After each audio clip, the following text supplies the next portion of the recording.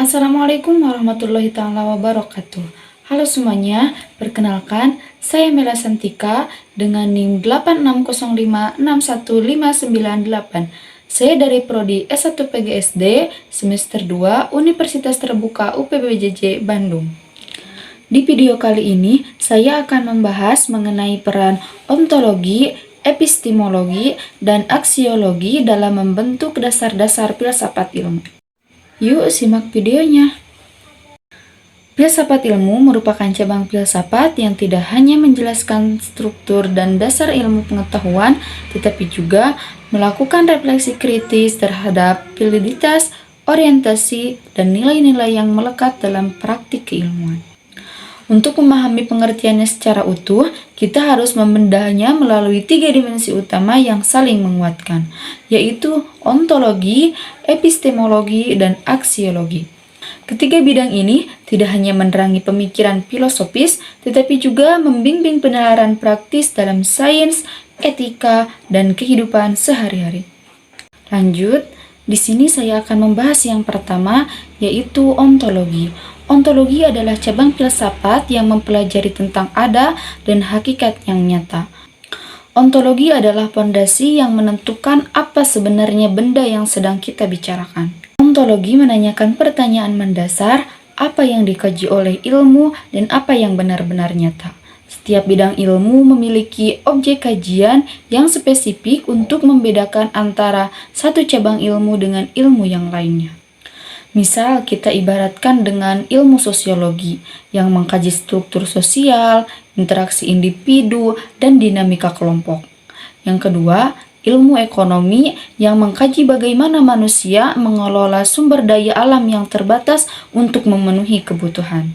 Dan yang ketiga, ilmu psikologi. Ilmu psikologi mengkaji proses mental, perilaku individu, dan fungsi kajian manusia.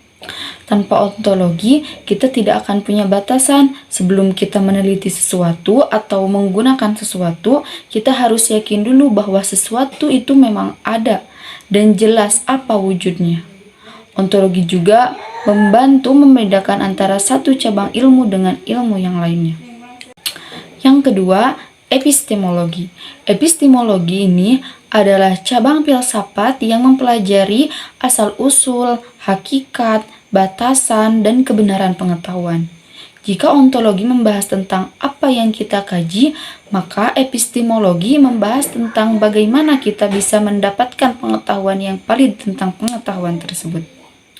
Dalam dunia ilmu pengetahuan modern, epistemologi melahirkan metode ilmiah, di mana pengetahuan ini dianggap benar jika lolos dari pengujian berbasis teori kebenaran, yaitu teori korespondensi, di mana pernyataan yang sesuai dengan kenyataan faktual. Dan yang kedua, teori koherensi. Teori ini dianggap benar jika konsisten dengan teori-teori sebelumnya yang sudah diterima kebenarannya. Dan yang terakhir, teori pragmatis. Teori ini dianggap benar jika memiliki kegunaan praktis atau fungsional dalam mencegah permasalahan manusia. Yang ketiga, aksiologi.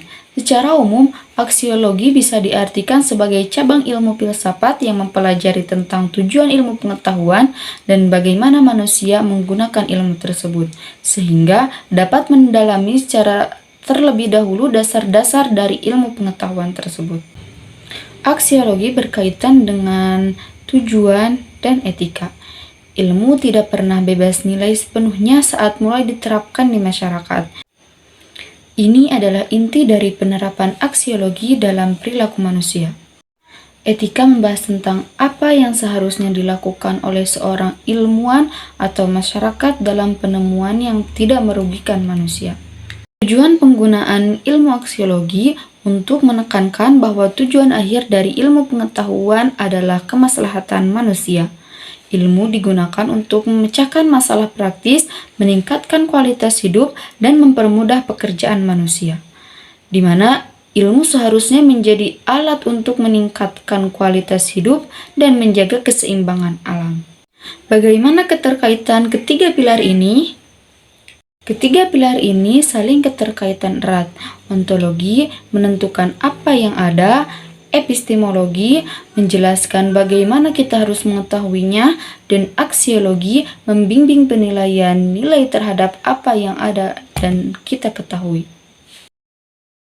Filsafat ilmu tanpa ontologi akan kehilangan pijakan, tanpa epistemologi akan kehilangan akal, dan tanpa aksiologi akan kehilangan hati. Maka dari itu, ketiga pilar ini memastikan bahwa manusia tidak hanya menjadi makhluk yang cerdas secara intelektual, tetapi juga bijaksana secara moral dalam mengelola peradaban. Sekian dari saya.